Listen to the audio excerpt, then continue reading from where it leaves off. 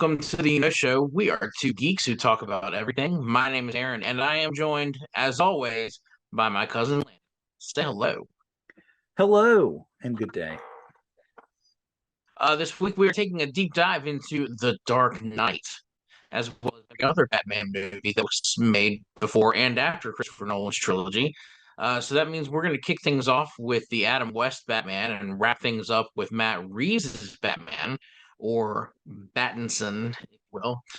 So buckle up, kids. There are a lot of Batman movies. We may go over a typical hour-ish time, but we will hit on our favorites, our not-so-favorites, and we want you to join in on our conversation. So who's your favorite Batman?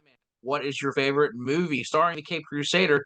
Do you have a cinematic bat villain? Leave us some comments. Leave a like. Leave a subscribe. A review. See what I did there? Sounds like my sneaky way of convincing. Right in. Make the show just a little more popular. There you I wonder go. if it's going to work. There you go. Of course. Of course. This, what your initial thoughts on the Batman? Not the new movie, but just Batman in general. Been around for more than 80 years. He's a popular character. He's all right. No, I'm just kidding. Yeah. I He's remember no watching. Superman. I remember watching the show when I was a kid, and I started watching. I guess the Adam West one, maybe on, I don't know, was that on like Nick at Night? Probably. Yeah. I feel like it hit a lot of different places growing up. Like I think for a while it was like syndicated on like a local TV station in the afternoons. Yeah. I do remember watching it as a very young child, and having that idea of at the end of the episode, it's got the cliffhanger where Batman and Robin have been trapped by whoever the villain is, and then it says tune in tomorrow, same bat time, same bat channel, and so you've got that. I've had that run in my head like as a kid. Yeah. When X, the cable channel, started out, they primarily showed like those old superhero TV shows. They showed Batman, Hornet, Wonder Woman. So we mentioned the TV show, which will lead into the 1966 movie that was made. But I think we'd be remiss if we did not mention that there were actually two serials that came out in the 40s. In 1943, there was a 15-part Batman series in the movie theaters, and then in 1949 there was Batman and Robin. I didn't know that. Yeah, so I haven't seen those, and since you didn't know they existed, I assume you haven't seen them either. No. So we'll move on from those. I do know I've seen pictures still the serials, and the costumes look ridiculous. Oh, really? Oh, it's bad. But I mean, it's what they were able to get away with, Yeah. All right, so Batman the movie would come along in 1966.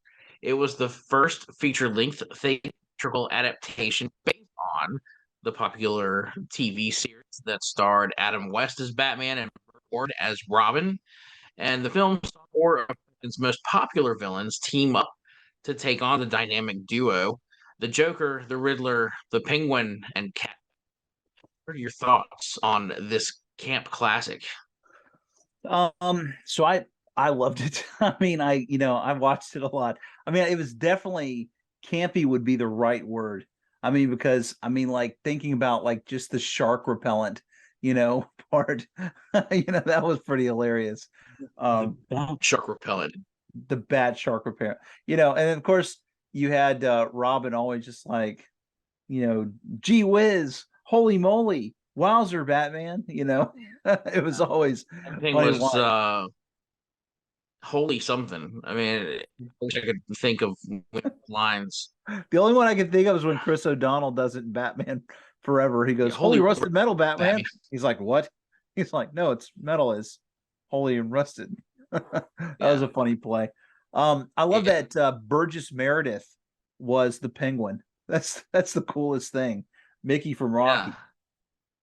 it was a very iconic portrayal of the penguin. I mean, Yeah, that's the one you think of. And then who played the Joker? that was Caesar Romero. Cesar Romero, right. He used to shave his mustache, so it's painted over white. Yeah.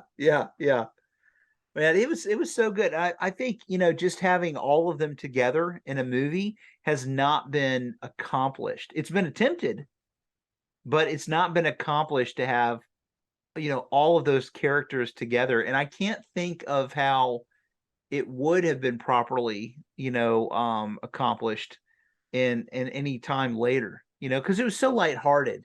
There wasn't the critical nature of that there is today about who's doing what, but Well, yeah. yeah, the only time they pull that many villains together, at least in a Batman movie, is in the Lego Batman movie, and they Yeah, like that's right. pull They out didn't have everybody together. everybody. I wasn't even thinking Batman about the King gets to Lego show Batman. up. Yeah, yeah. What about you? Did you like the movie? Was that one of your childhood favorites?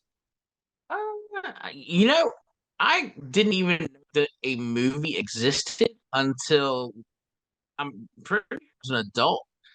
I thought it was just a TV show. I never knew that there was a theatrical, feature length version of the TV show. I thought it was just a show, and that's it. That you had that same Bat Time, Bat Channel lineup, Right. and so I think at some point, maybe it was like an anniversary or something. TBS was showing it as like a special movie event, and I think I finally watched it there. And I mean, it's exactly like the TV show. I mean, it's directed by a director who did some episodes of the TV show. It's written by the same writers, and of course, it stars all the same people except Right. for Catwoman. Catwoman on the TV show for the first instance was Julie Newmar. In the movie, she's Lee Merriweather. Which did a pretty good job. I mean, you have to admit, Oh yeah, you know. yeah. Uh, though I will admit, Julie Noir is the one I picture uh, in that '60s outfit with Right. the hair and mask and everything. That's the one that I see most often in my head when I think about that version of Batman. But yeah, like it is what it is. You look back at that time period. And we've talked about before how the version of Batman at the time was extremely faithful to the comic. Yeah, Like, really it because that's what you was. had in the comics. You had very uh, comedic, cheesy storylines that just didn't make sense in a realistic world. But then in the '70s, you have the more grim and gritty sort of detective style Right. noir making a comeback with the of characters like Ra's al Ghul. Right. They bring back the Joker as of an actual psychopath instead of just some, you know, comedic pratfall kind of guy. Yeah. Um, Yeah, it's not like which it was is like what an leads us to where we wind up in the late '80s right. with the next movies we come up. But anything else you want to say about the '60s dynamic duo? I think like there was it wasn't meant to be epic. It wasn't Oh meant no. to be anything like that. And all future renditions other than the Lego Batman movie or have been meant to be epic, and it's just, you know, I think like even when I look at the silly attempts that were made with we'll get to them with Batman Forever and Batman Robin, it's part of a saga, at this point. And I think that's one of the reasons why people had trouble making the challenge. You could appreciate the callback to this type of show movie, which and then that type of comic, that was the original. And you can see that nostalgia throughout that. But the problem is you were midway through an epic series, and the shift was just nauseating at times. You know what I mean? So I think you had so much room in that first one to just have fun. That was the era, you know. As we shift to Batman with Michael Keaton, Tim Burton doing, and then Jack Nicholson. When you shift, you got Jack Palance as the crime boss. It's such a different feel. It's darker, it's grittier. This is some serious stuff going on. Such a different world. That is different world is almost an understatement. I mean, so I remember I wasn't allowed to see Batman in 1989. Of course, I was only 9 years old. And it's a PG-13 movie, whatever. But I remember, we had friends who went and saw it, like adult friends who saw it and said that it was too dark for the kids to go see. So we weren't allowed to see it until it came out on VHS. And of course, then later when Batman Returns came out, I did get to see that in the theater. But it's interesting.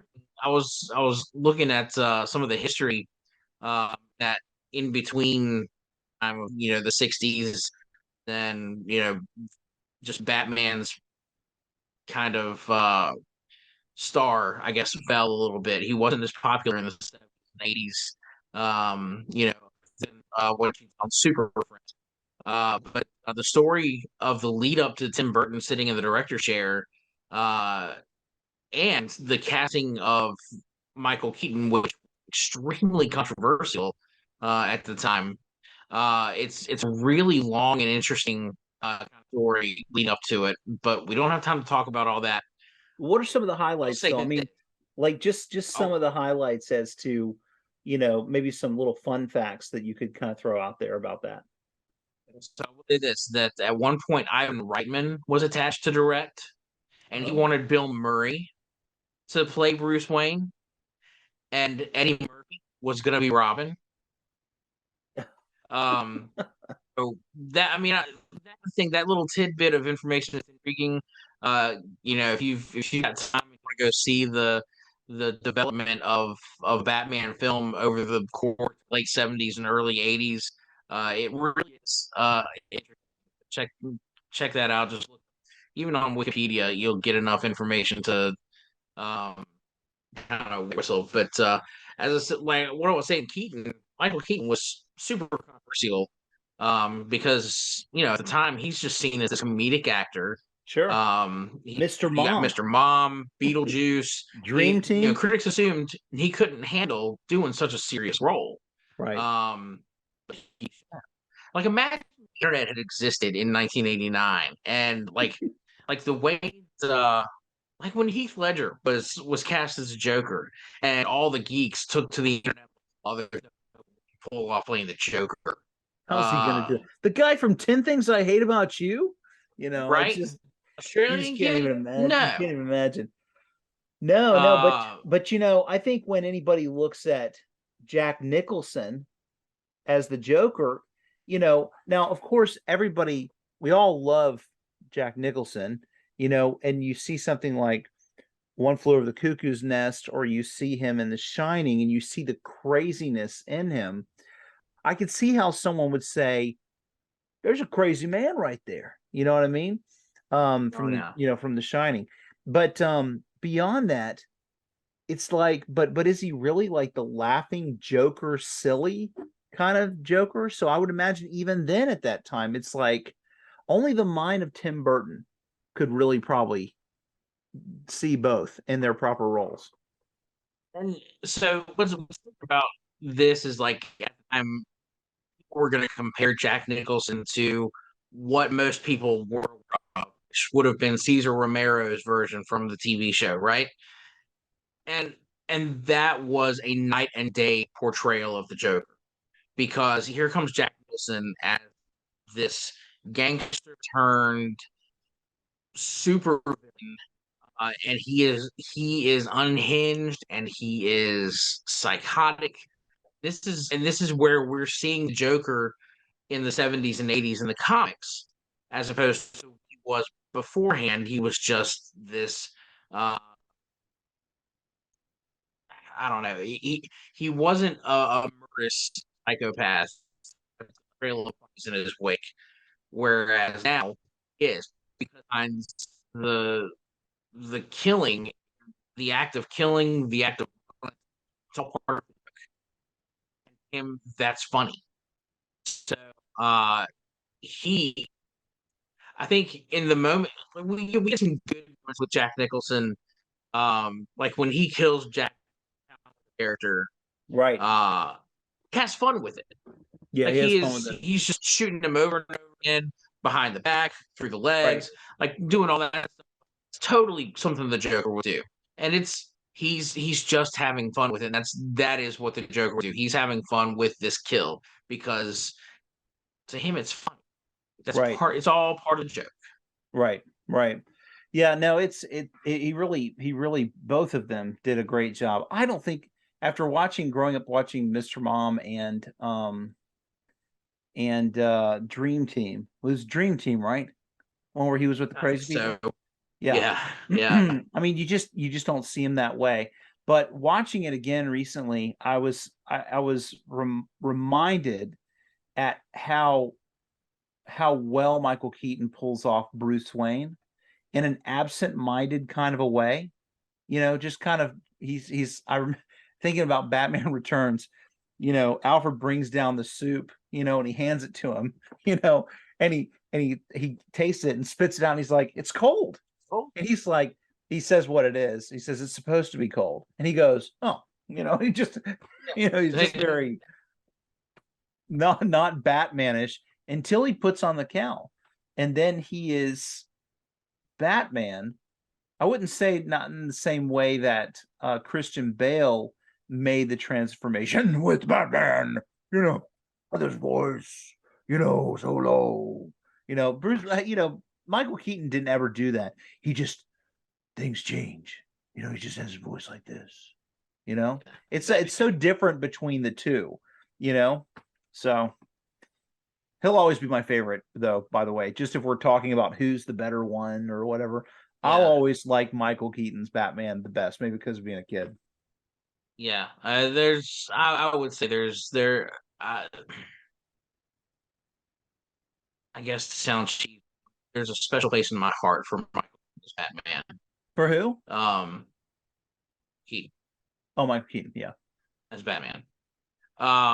So did you know that originally Tim Burton did not want to come back to the sequel? Oh, he didn't? Wow. And I No. love Batman Returns. So he wasn't going to come back because he's kind of the mind frame that a sequel should only be done if like you can do something new with it, and he Yeah. wasn't convinced that they could do anything with Batman after what's done with the first one.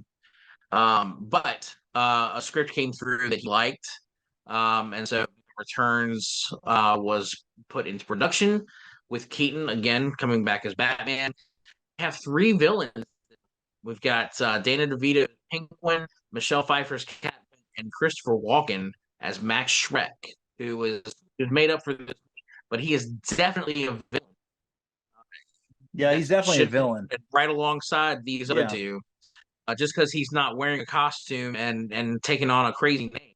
In all fairness, I still consider that hair to be a costume because that was some cotton candy hair right there. um, he, I found him to be a more devious. Oh, for sure. Than Penguin or like I did too. I mean, both of them were crazy. I think one of the things that you can appreciate, just like what he pulled off, was in Batman, you get Jack Nicholson, and you get Jack Nicholson, really good Jack Nicholson. It's not like you have the Joker played by Jack Nicholson. The Joker is Jack Nicholson, right? In Batman Returns, in the same way, you get Danny DeVito, and you get Danny DeVito as the Penguin, not Danny DeVito playing the Penguin. He is. I mean, you get all this feel and vibe of Danny DeVito in his Danny DeVito-esque nature. The only one that was, I mean, what surprised me, and still to this day surprised me, is how well Michelle Pfeiffer goes from her character Selena Kyle at the very beginning to just a few, and a few scenes later, she's now Catwoman, and she pulls it off in such a great way. Probably honestly one of the best performances of all of the Batmans I think is how she portrays Selena Kyle becoming Catwoman. Right. Yeah, Amazing. she does a great job going from being this meek little secretary to suddenly having all of this confidence that she never would have had prior to being put in the window. Yeah. And then her life, of course, becomes about seeking revenge against her boss. Right. Um, technically killed her, but good thing she had 9 lives. Am I right? Yeah. Yeah. Yeah. And Um, it's funny though, because I think the idea of having 9 lives would seem somewhat silly today. You know what I mean? It would be heavily scrutinized to have something like that, like take a thing like that and say 9 lives. But because you're so enthralled with her character and who she is, you don't really care. You're just like, right. all right, I'll count with you. 1, 2, and then you got the all right, now we're gonna do the electricity thing. All right, now electricity. We got one more life. All right. Make your best life And she now. shows up at the end, never to be seen again. I know. So good though. I love the scene with her and Michael Keaton or Bruce Wayne at the ball when they Yeah. figure out, that who each other are. And Uh-huh. she's like, "Does this mean we have Are to we start supposed to fighting fight now?" now? Yeah. Yeah. Man. Yeah, that reveal is really well done. That whole like their conversation about wearing masks and then leading up to talking about mistletoe, which is a callback to when they were fighting on the rooftop, uh, and then again suddenly they realize at the same time, this is Batman, this is Catwoman, we're enemies, but Yeah. we're attracted to each other. What are we supposed to do now? Well, I think back to like the first Batman and about Kim Basinger being in it. And she of course, you know, especially in that time was a very popular actress, and Sure. she had done 9.5 weeks, I think, or something like that with Rourke. Wasn't that right? Yeah, Mickey Rourke. Yeah. So, she was definitely like an attractive actress and everybody's all about that. But when you see Michelle Pfeiffer and Michael Keaton interact, and they're both coming at it from kind of positions of masks and craziness. I mean, that's the one that I think sticks for me more than anything else. I mean, there's really Yeah. not been any other um depiction that I've connected with as much as this one. Yeah, I feel like at least for them, I feel like their chemistry was more palpable than uh, what he had with Vicky Vale Yeah. in the first Batman. So yeah, I agree with that. That his relationship with Catwoman um, felt more real and more almost like this is something that could work, right? Yeah. For these two, and maybe that part of that too is at least for me could be that in so much of comic lore you have that relationship between Batman Right. and Catwoman. It's Right.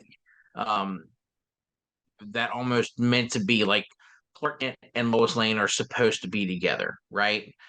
No matter what comes between, eventually they're going to get together. And so Right. it's that way with Batman and Catwoman, it seems like. And in certain realities of the multiverse, that's how it's happened. Batman and Catwoman, Right. they got married, had a daughter who wound up growing up to be a huntress, and everybody's happily ever after. And, it's one of those things you kind of want to see happen. Then at the same time, it's like you can't really have to get together and have a No, happily no. ever after.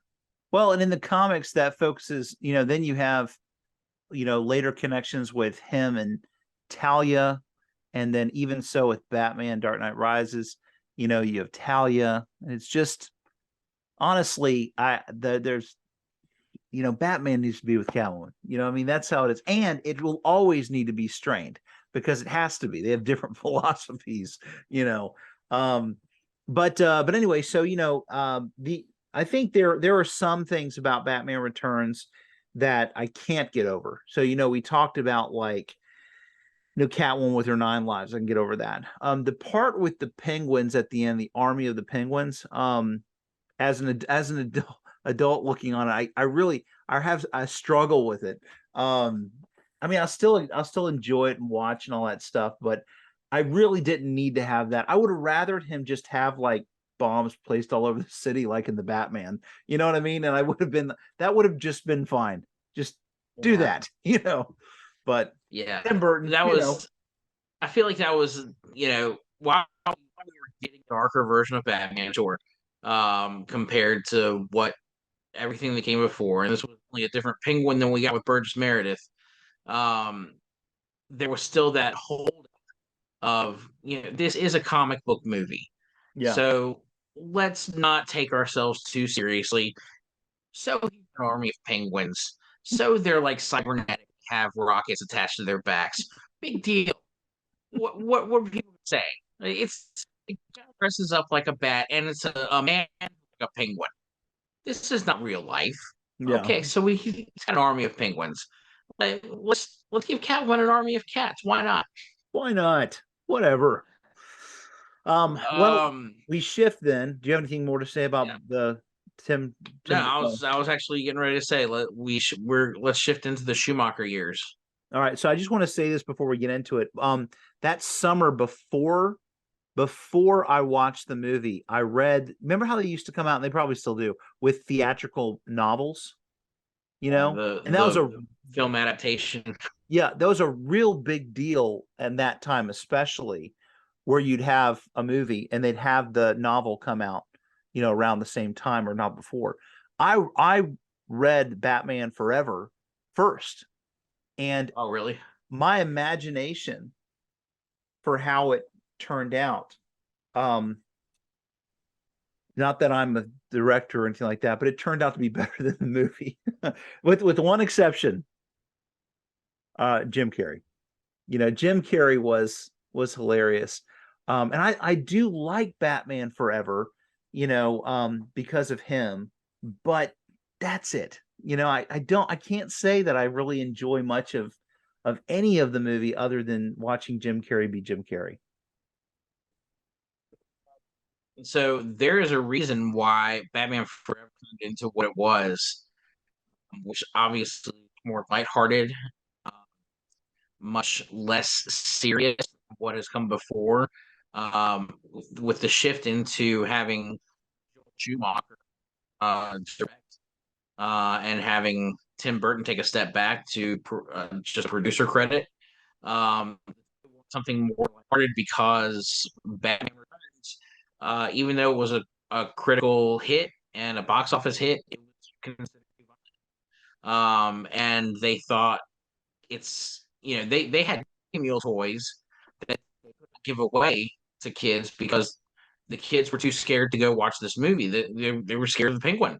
This is a monster man who is around in a giant rubber duck. I That was mean, pretty cool. All those toys and things like that were out at the time.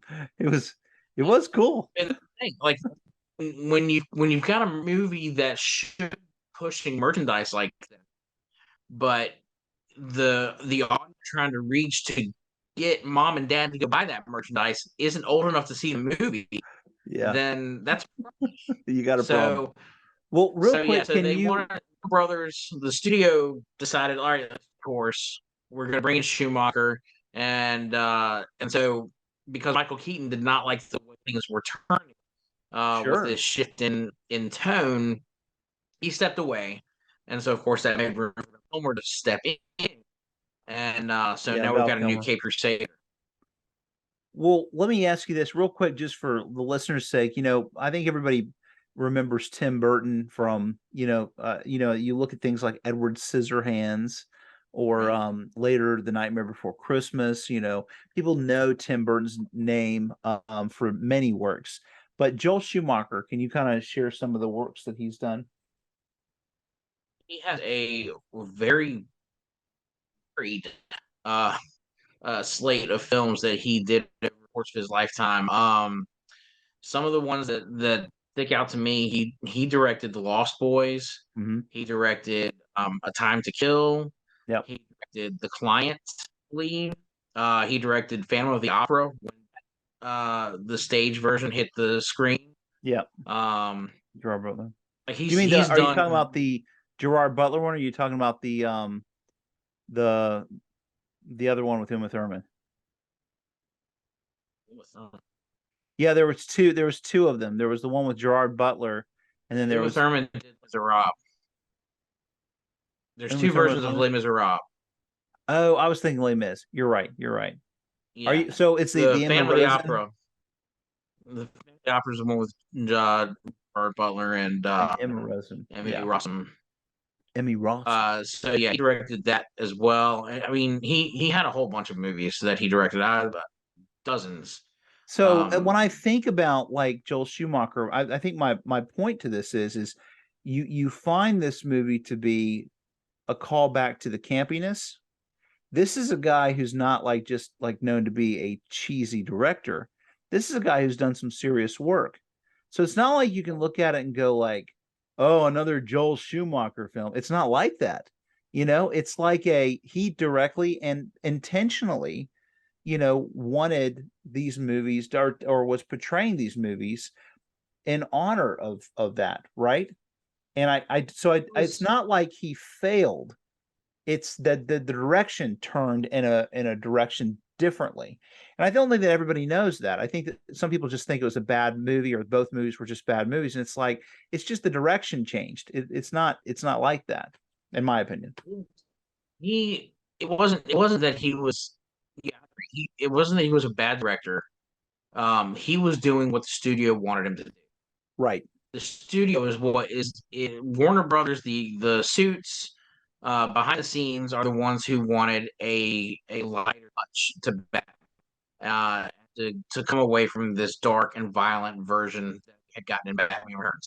And so again, because money, because of merchandising, they wanted to be able to make more money off of this movie and sell it to kids instead of having something that really only be marketed to adults. Right. And so Joel Schumacher, he succeeded in doing exactly what the studio wanted him to do. And he got lambasted for it because of the quality of the especially Batman and Robin. Batman Forever, it's all right. Like in my opinion, it does touch Batman or Returns, but Batman and Robin kind of takes it the campiness to an extreme once you Right. get past the Batman Forever of it all. Uh, I mean, Forever even it was a huge success. Like made I want to say 300 million in the box or 350 million in the box office. It Because of got Jim mixed Carrey. reviews from the critics, but it was a huge success. It's And because of Jim Carrey. well, fun fact: Tommy Lee Jones hated with Jim Carrey. Oh, did he? I can believe it. I believe it. He flat out told Jim Carrey, "I hate you and everything you stand for." I believe it. It's funny though, like when I think about Batman and Robin, the only thing that I liked about Batman and Robin was, I know I'm usually the enthusiast here, but the only thing that I liked about Batman and Robin was John Glover's appearance as the crazy guy with Uma Thurman at the beginning. When he's making Yeah, the Venom serum. he turns Pamela Isley into Poison Ivy. That's the only part I and like about the movie. what's great is that that's not his only bat related part. He was the voice of the Riddler in the animated series.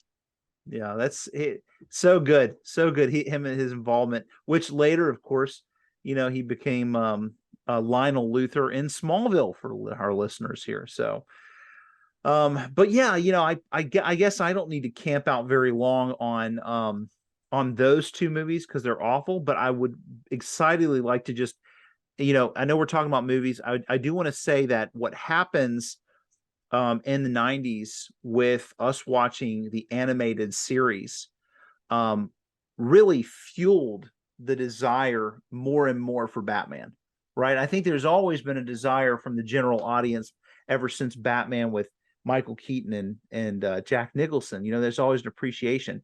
But as far as the young viewer, the young, the youth, we're watching Batman the animated series. We're hearing Mark Hamill voice the Joker, Kevin Conroy voice Batman, and we are getting this great excitement and growth. We're after school, you're watching Batman the animated series. And so usually good stories with it too. So good stories.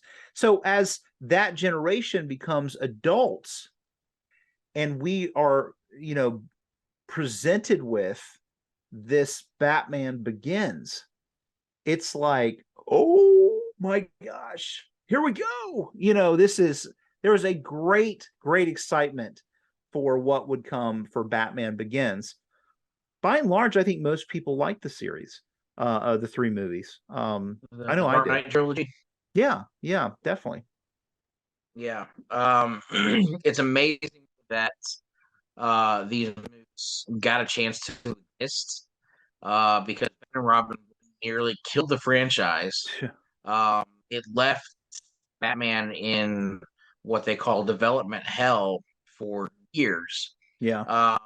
That's another one of those things. You can do some research on the internet and find probably about half a dozen different attempts at making a Batman movie before Batman Begins comes along. But Christopher Nolan comes in, he writes and directs this new Batman movie with a realistic tone, and just knocks it out of the park. Like it is just a fantastic movie with a killer cast. Like I Oh mean, my gosh. that stack the cast is stacked. I mean, you got Christian Bale as Bruce Wayne Batman, but Liam he's just Neeson. leading the cast. You got Gary Oldman as Oldman. Gordon. You got Morgan Freeman as Lucius Fox. Michael Caine as Alfred. Michael Cillian Caine. Murphy Yeah. is Scarecrow. Liam Neeson comes in and surprises everybody at the end by being Ken the real Watanabe. Ra's al Ghul. You got Ken Watanabe, we think is Ray Cole in the beginning, but not really. Not really. It's actually Liam Neeson in disguise. And then you get Holmes, that girl from Dawson's Creek. Katie Holmes. She's all right. But you're right. Star-studded cast. One other thing that was nice about it, and it's how they went into it. You really dive into this movie. It doesn't start off like an origin story. Rather, you're kind of thrown into the mix of it, and you get the origin a bit along the way in a great way. I really like how the movies don't make you start off at the beginning of anything, but you kind of get a little bit here and there, and you're putting it together. That's really nice. They were very creative with the timeline and the nonlinear storytelling. Right. So which is something that Landon is infamous for. With nonlinear telling. If you've ever thought, good gosh, yeah, I know. You can have it moving in direction and the other half of the movie moving backwards until eventually it meets in the middle. It's crazy. One of the nice things too was the musical score. Thinking about Batman, that Danny Elfman had put together from the original, that musical score was awesome, memorable. Everybody knows it. Dun dun dun dun. Right? You come to this movie and you get a pretty solid and consistent score as well. It's not as dramatic as that one, but it's still enough to be able to kind of carry you on, and it's a memorable feel. And then when you think of the score moving on in The Dark Knight, it's almost as if like it's scenes from a horror movie. Right. So true. Like when you have with the joke and things are getting more intense with his psychosis like coming to the surface, and it's like you're dealing with what he's dealing with. It's almost like you're hearing this cacophony of sound that's driving you crazy. It's like it's terrifying. That's the only way I can describe it. Like Yeah. hearing the score in the Dark Knight is it's scary. It Yeah, is it's a a scary. scary Yeah, thing. you feel like you're in the And it adds lunacy. to the Yeah, atmosphere so really much. does. Yeah, very much so. I the only thing that I would say is my criticism of the Dark Knight trilogy, because I really did like it. I mean, there are some things with Dark Knight Rises that I think could have been better, but overall, I really love the movies. The challenge I have sometimes is that I feel like Christopher Nolan was he felt like he needed someone to say something that was maybe more obvious than needing to have to say it. And it usually came through, Michael Caine or, or uh Bruce Wayne. Sorry. trying, trying to say the actor's name. But it usually came through them saying it, Christian Bale. But it just sometimes felt like there was a theme that had to be said that you didn't really need to say. It's not who he is. It's he's who we need him to be. It's like we got it. We got it. Thank you very much. We got to leave it to the imagination a little bit. Thank you very much. But maybe it's just me. Like this is again your argument against the line from the Last Jedi will be the spark that lights the fire that burns down the order or the It is a little bit like whatever it that. is. I just, sometimes What is it with you and screenwriting, man? I You just just don't like dialogue, do you? I just think some things are better left unsaid. But I don't know. overall, I like you know, Michael Caine delivering that like "Watch so we can pick up. and and yes, that was good. It was a good thing to say to a kid. It's just later they've You been shouldn't have building the whole. repeated it. Yeah, they would just later we just get to this point where it's like who is he supposed to be? He's supposed to be what the city needs him to be. It's just a God, callback, man. I just saying. We need Heath to do a Ledger was screenwriting. amazing for Dark Knight. How do there's a lot of different feelings about Tom Hardy as Bane. Um, some people really don't like who he was in it, and I didn't have as big a problem as most people did. Growing on me. Uh, He's at grown on first, you, the voice I didn't really care much for. right? His speech in that, or how he decided to choose his words. I mean, I don't know. But it's his I guess portrayal there has grown on me. It's certainly better than the Bane we got in Batman and Robin. Uh, Did you even have to but mention it? I mean, we might as well. I mean, he was there, sort of God bless him. chewing up the ground. Um, you know, overall, I feel like The Dark Knight Rises is the weakest of the Yeah, me too. trilogy. Yeah, Um, not that's not to say it's a bad movie. It's almost like to me, it's like comparing The Godfather Part 3 to the first two Godfather films. sure. Godfather 3 isn't a bad movie, but when you compare it to the first two, it's as Yeah, it crap. lacks something. Well, Bane, in The Dark Knight Rises, as I watch him, he is there's no like thought. There's no like critical thinking. Let me think about it for a minute about what I'm going to do. He knows what he wants to do and he's going to go full force in it. He makes decisions at the drop of a dime, and they're decisions that he is 100% confident with, that he's probably pre-thought, about how he'd handle anything. And so he's not dumb by any respect. I mean, he is a blunt forced tool. And of course you've got Talia who's more thinking, like her dad would be, and strategy and planning in the background that you find out later. But I mean, all of that worked out fine. I think I would have been better with Bane had when that moment when they're fighting on the steps at the very end, right? You know, when they're doing their final battle and police are fighting the streets with the bad guys. If he had hit him and that thing had fallen off and we could have seen his face, you know, I think it would have helped, you know, a little bit. It was hard to grasp or appreciate or understand what's going on with him.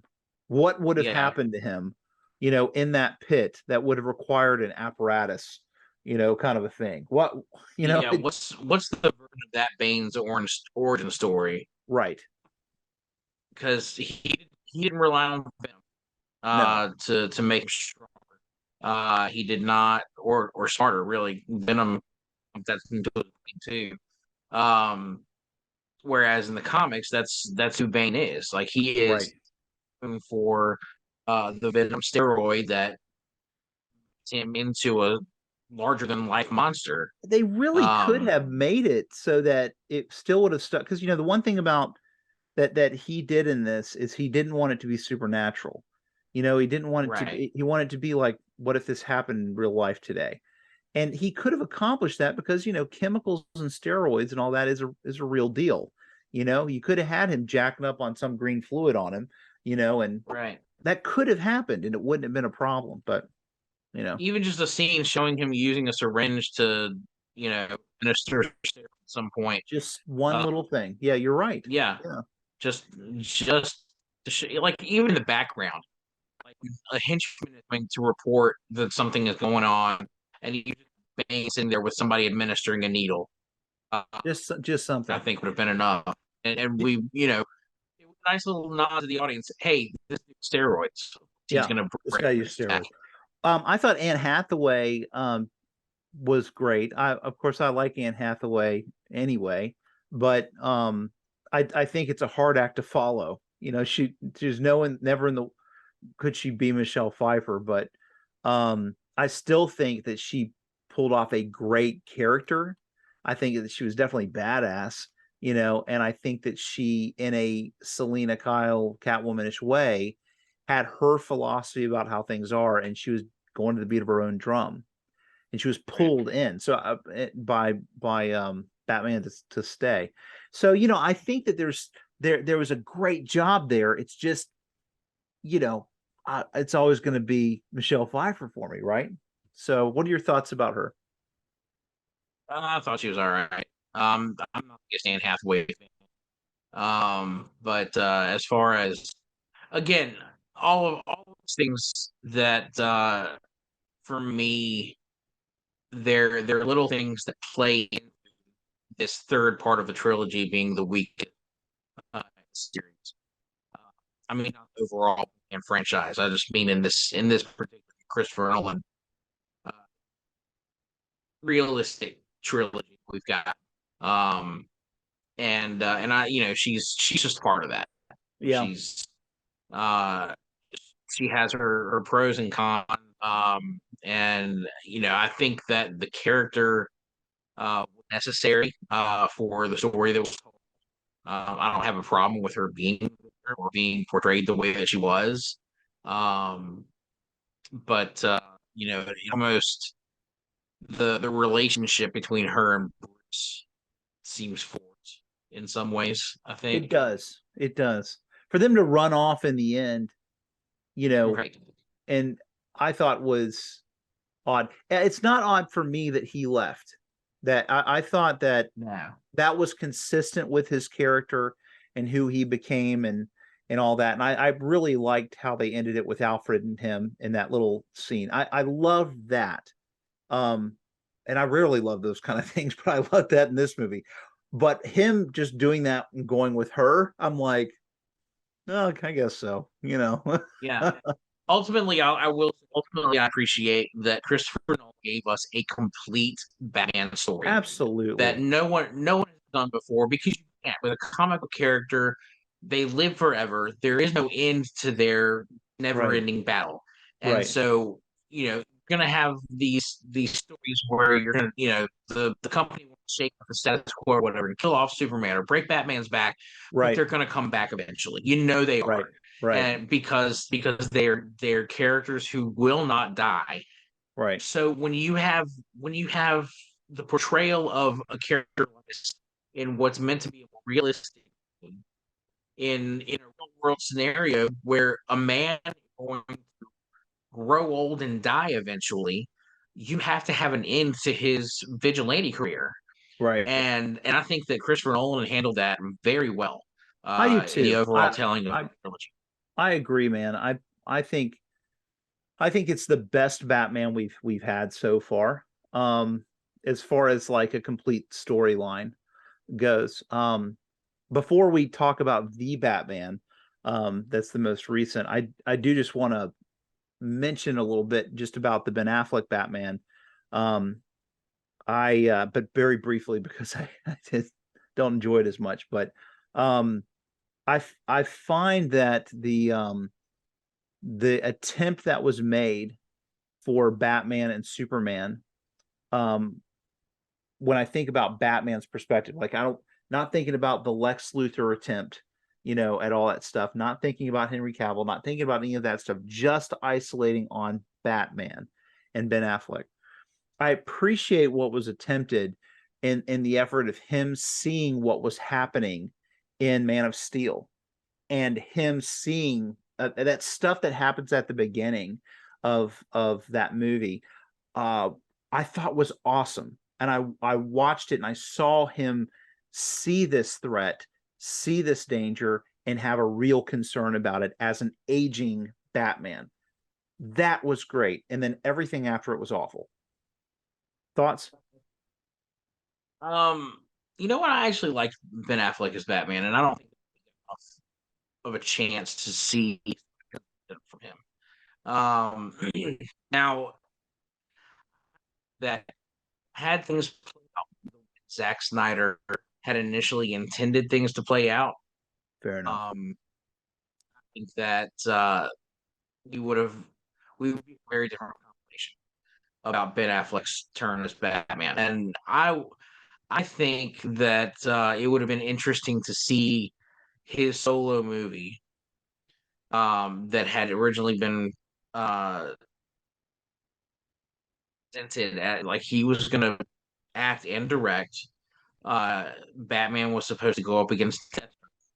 I think it would have Against been a who? very Who's he supposed to go against? Deathstroke. Deathstroke. Right, right, right, right, right, right, right. Um, I think it would have been a very interesting movie. But studio involvement, tragic life circumstances. Uh, these things happen, and so the DC extended universe became what it was. Maybe is no more. I mean, it is what it is. Overall, I think that Ben Affleck did a fine job with what he was given. Yeah, I agree You with know, that. I agree the with that. That story yeah. the story of Batman Superman is convoluted at best. Oh my gosh. Horrible. Looking for a reason for these two to fight. Mm. This was knowing there was all manipulation behind the scenes with Luther. That's not necessarily a bad story. No. It's just it was not executed very well. No, no, because they no, and I think they made it not the best choice with Jesse Eisenberg. I do think that Ben Affleck, like you said, did the best he could with what was given to him. And my criticism of the rest of it is not about him. I don't think that there was any part that I was like, no, that's not Batman. Like I did when I saw, the portrayal with Lex Luthor, and I'm like, that's not Lex Luthor. You know, Yeah, so I feel like that's very, very fair to say, but alas, none to be anymore. I mean, it's I don't know. Does he have an appearance? Do we know for sure if he has an appearance in the Flash? I'm pretty he's showing up in the Flash and in the Aquaman sequel. I don't know in Okay. what capacity, uh, It's but going to be that's the interesting rumor I've heard. with the new direction. I guess we're just going to finish out these and then, Yeah, who knows? Who knows what's going to happen No, now? I think we're supposed to for sure Michael Keaton, Oh yeah, thank heavens. Flash, and I think Affleck shows up again. Not sure, what how his role is. It may just be a cameo. Uh, he's supposed to be there as well. One more thing before we get to the current Batman, the reigning Batman, if you will.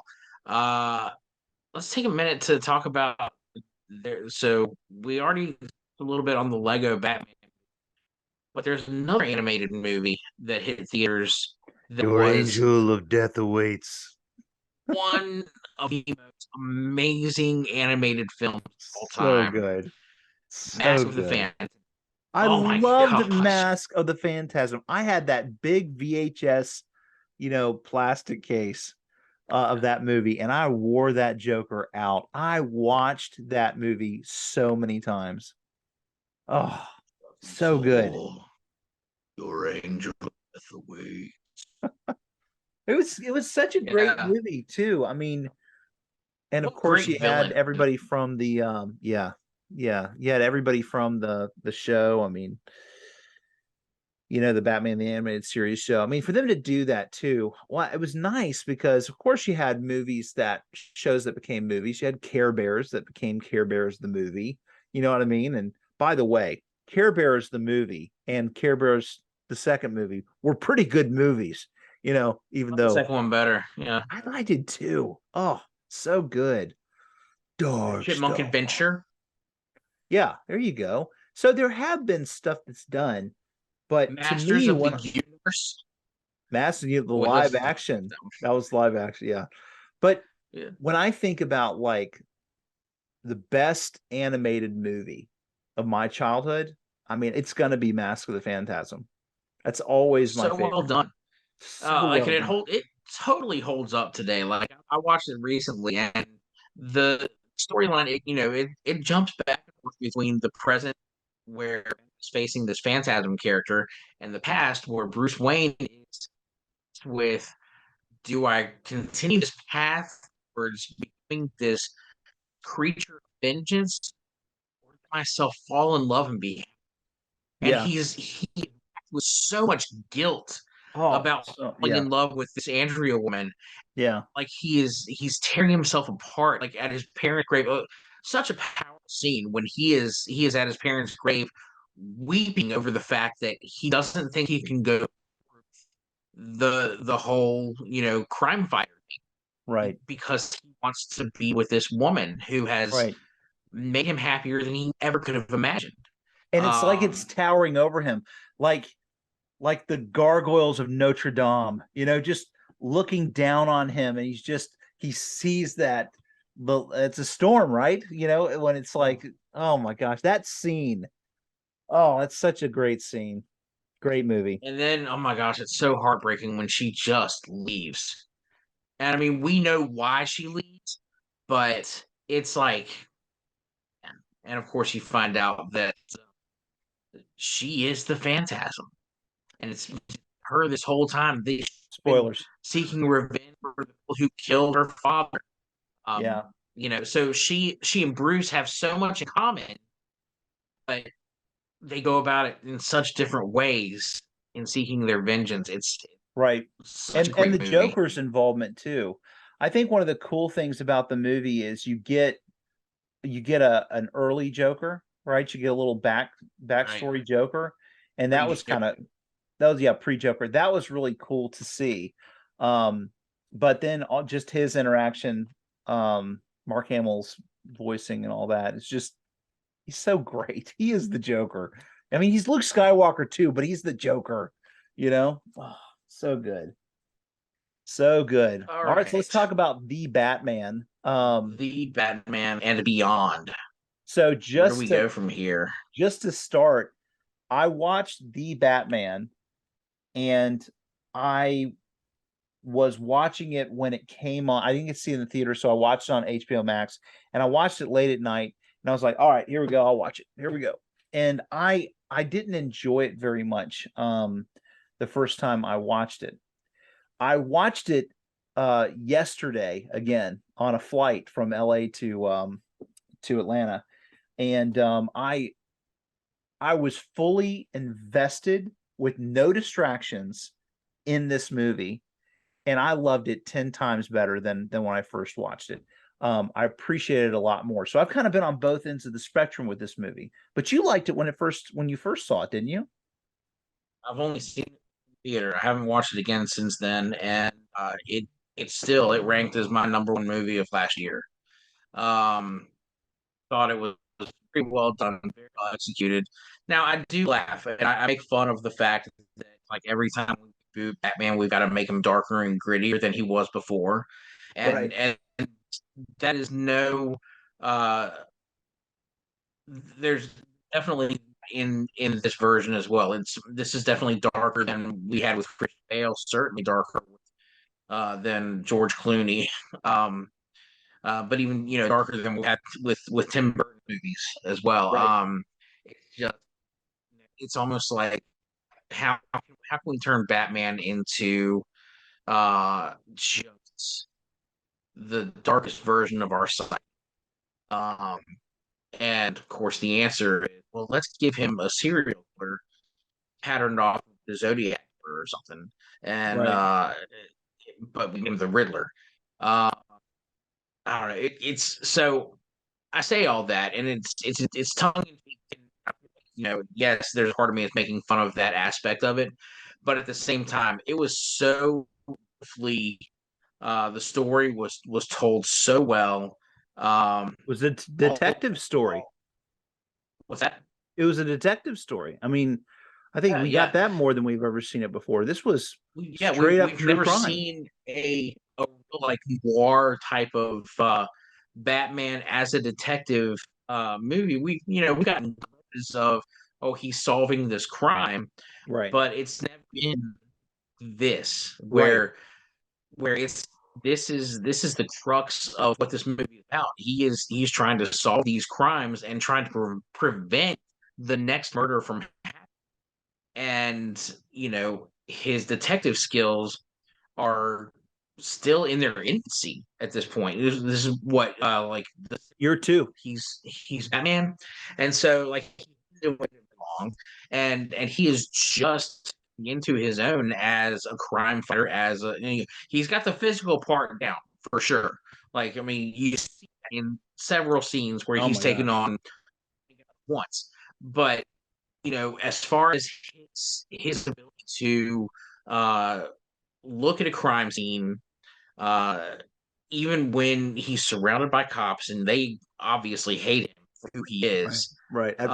um, he's doing the best that he can, and it's interesting to see him come into his own.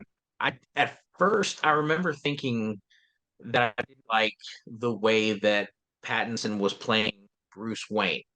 Yeah. I thought his portrayal of Batman was just fine. Uh, you know, it's hard to screw that up. You're wearing the cape and the cowl, some guys up. You talk with a gruff voice. But as he was without the mask and he's playing Bruce, I'm like, this is not Bruce Wayne. This is some kid who still feels sorry for himself because he watched his parents die. But Well, and then, they're unapologetic about it too. I mean, you have them, everybody pretty much sees him as recluse.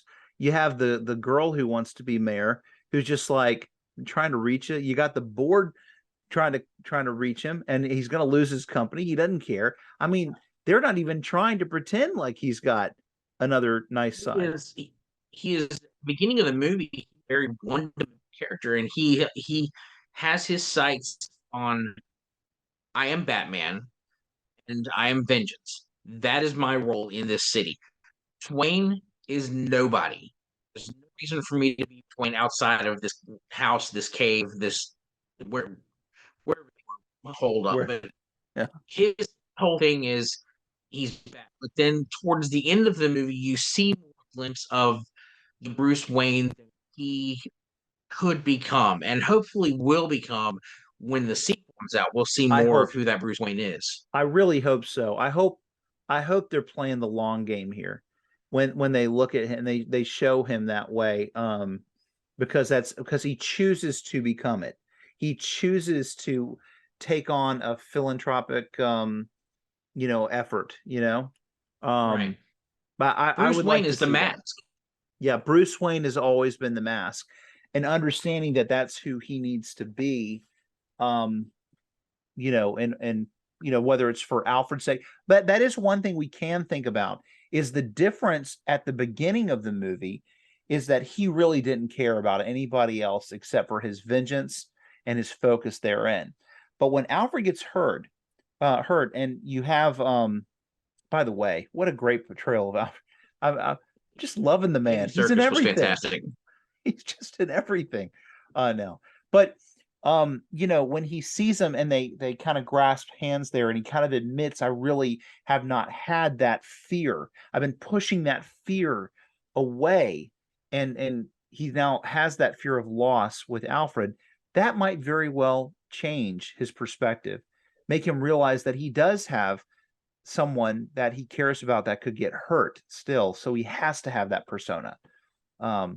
That's all. That's the only thing I can think of. All right. So let me ask you a question real quick. So at the very end of the movie, you have him connecting with the Joker, apparently.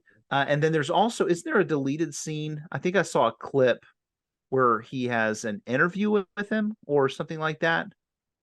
Yeah, I never got to watch the full deleted scene, but I know that like I've read about it and heard people talk about it. There is a scene that would have taken place earlier in the movie where Yeah. he goes and visits the Joker, just like a Jodie Foster going to visit Hannibal Hannibal Lecter Lecter. Right. Yeah. to just bring about the new serial killer in town. Right. Right. Yeah, So I haven't seen all through. I saw one little clip of it, and of course, you don't really see him very well. Probably it's yeah, intentional. But yeah, he's definitely scarred and bubbled in the face, and it's not pretty. It's not as it's charming. it's a lot more grim and gritty than we've ever had before. Worse than Heath Um, Ledger's cuts. I mean, it's pretty yeah, gross. yeah, it is not a clean cut, uh, you know, scar on his face that makes it look like he's got a smile. It's something Right. else, and so yeah, I'm hoping there's gonna be more with that and more fleshing out, because obviously Batman and the Joker in this really have a prior relationship with one another, and so it's interesting to see where that goes in the sequel, and the this trilogy if planned.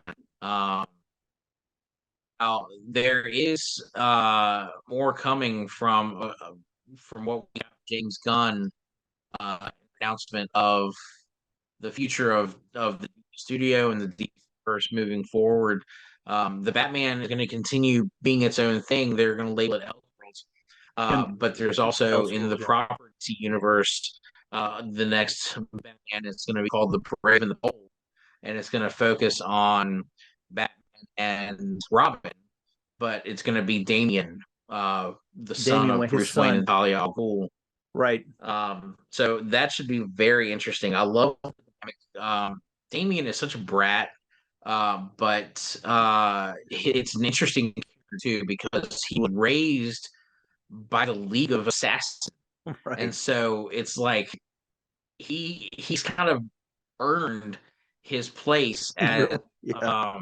you know his arrogance is because he is literally the kind of 9-year old who could kill anyone who comes at And that's him. one thing we've talked about before, as a critique of past films and things like that with Robin, and even shows. It's just like there's not been a realistic portrayal of a young child that plays this role, and I think Yeah, when you see something like the Karate Kid, not the old one, but the newer one that was made, and you see Will Smith's son, fighting at that young age. That's a perfect example of how, if anybody wonders, can a kid do this? Yeah, a kid can do this. You know what I mean? A yeah. kid could really, really do some. Look at Short Round from the Well, Goonies. You know what I mean? And look, and from looking in child actors from a couple of seasons of Stranger Things. oh, exactly. Yes, they can. They can do this, and they really need to Cast, not they make it need a to cast a teenager. 10 or 11-year-old That's right. to play Robin. I don't care who you get to play Batman at this point. I do. Like well, I'll Be care careful once what they you announce wish it. for, sir. I will care once they announce whoever it is, but I mean, we're probably another year or so off before they even consider casting. Oh man. But when the time comes, uh, don't age up Robin. He needs to be a little kid. Uh, that is that's especially if it's going to be Damien, because this is somebody who has existed only during Bruce Wayne's career as Batman, Yes, which means, at best, he's been Batman for 10 years, that's and right. here's this kid. Right. So yeah, we need a kid to play Robin. Let's Yeah, it's and you're going to have to be able to find a Batman that's going to be where that dynamic with a kid is going to be strong.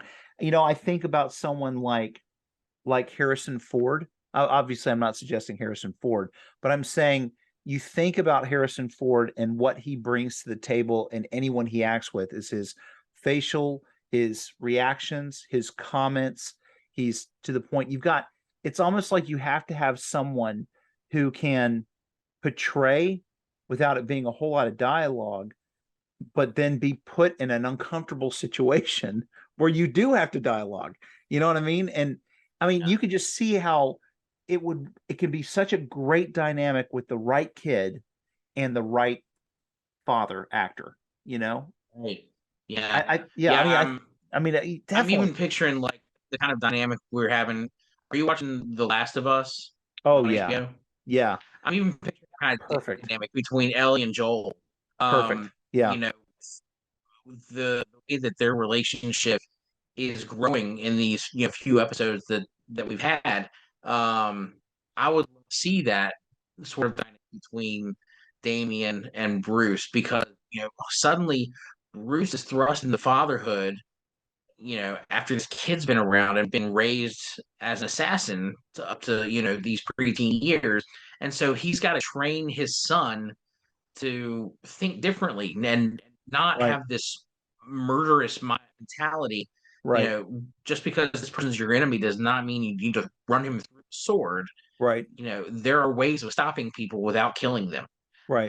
And so I think that'd be a very um, interesting story to tell, and I'm so glad they're approaching it that way. I'm, you know, I do wish there was more history. There was more with the Bat family that we're able to see Dick Grayson or Jason. Some of these other. Tim Drake was my favorite Robin growing up, Right. and so Right. like Sure. I would love to see more of them on the big screen as well. But this is a compelling story. This father son Yeah. thing you got with Batman and Robin. So uh, I'm here for it. I can't. Yeah, It's I'm hopeful as well. 2025. So it's exciting to see where these things could go. Are you ready for some trivia? I know we're going a long time with this one, so yeah, let's do it. I know we got 5 questions. We'll wrap things up. Question: Who?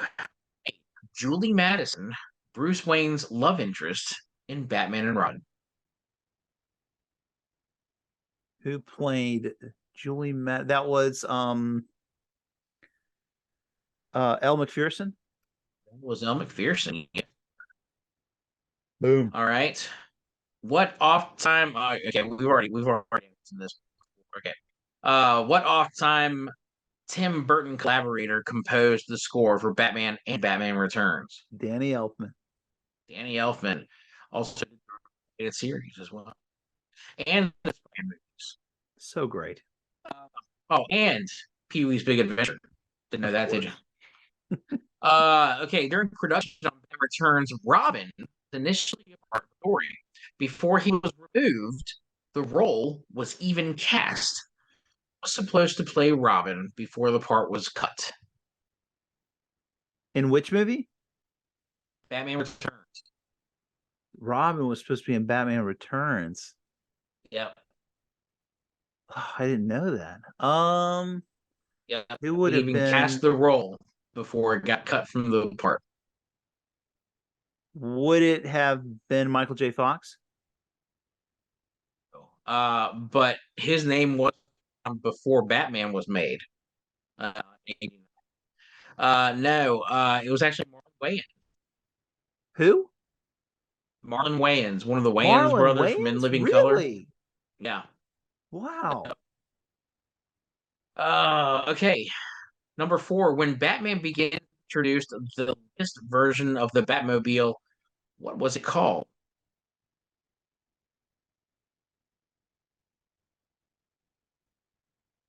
Um. What is, what, what- oh, what does he say? Morgan Freeman says it's so funny. He said, he's like, I wouldn't be interested in that. oh, you wouldn't be interested in that. The is it like the I'm tumbler? in black. The tumbler, that's right. Oh, it's the tumbler. Woo! All right. Wow. I didn't think I was All gonna get that. right. Last question. The climactic battle between Batman and Superman in Batman v Superman, Dawn of Justice, was large, inspired by a fight that took place in the pages of what classic Batman comic book story? Um, was it the was it that Elseworlds one that Not labeled as worlds, but it doesn't take place in regular continuity. it was from Armageddon, wasn't it? Armageddon. Oh, I thought it was the Armageddon one where he Uh, actually kills him. no, that one pays homage to the same storyline that I'm talking Oh, about with the armor and the kryptonite. and it wasn't Armageddon. No, All right, what you no, got? that fight that was Superman Annual number 3 in 1991. This was Frank Miller's Dark Knight Returns. Oh, really? I don't think I ever read Yes. that one. Oh, Man, it's really Dark Knight good. Returns. Well, I got the DC Infinite now, so I'm gonna have to check it out. Yeah, yeah. Um, Go read that one, or go on HBO. They've made there's a movie, an animated movie that's on there oh, based they on it. did. It's in 2 parts. Okay, well, that's cool. Dark Knight I'll have to Returns. check it So out. it's actually like, oh, what's the actor's name who played RoboCop? Um, it's killing me. Peter Weller. Peter Weller. He's the voice of Batman in that movie, Dead or and alive, you're does a coming great with job. me. Dead or alive, you're coming with me. Freezer bag. All Oh right, man, that was that wraps good. it up for our discussion of Batman movies. Hey, did you say what your favorite was? What? Was it the first Batman movie? The first Batman movie? What year? No. I'm asking what was your? Did we ever talk about what your favorite of Oh, the my entire favorite. franchise is? Yeah, it's. I think I mentioned that my favorite will always be Batman and Batman Returns. Those will always be my favorites. You? And Michael Keaton is Michael Keaton. Yeah, absolutely. your Batman. Uh, Gosh, you know what? I love the Dark Knight. I feel like that is Christian Bale. all of the Batman movies. I feel like that's the most powerful one. I Sure. love So good. the portrayal of the Joker. That doesn't. I don't think that means that Christian Bale is my favorite Batman.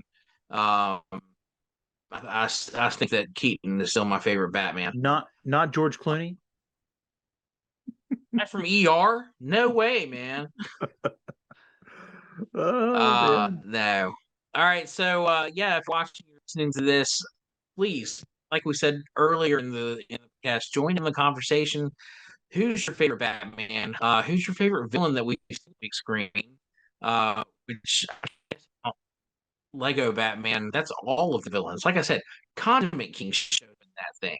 I mean, that's everybody. Um, so if you've got some thoughts, share them with us.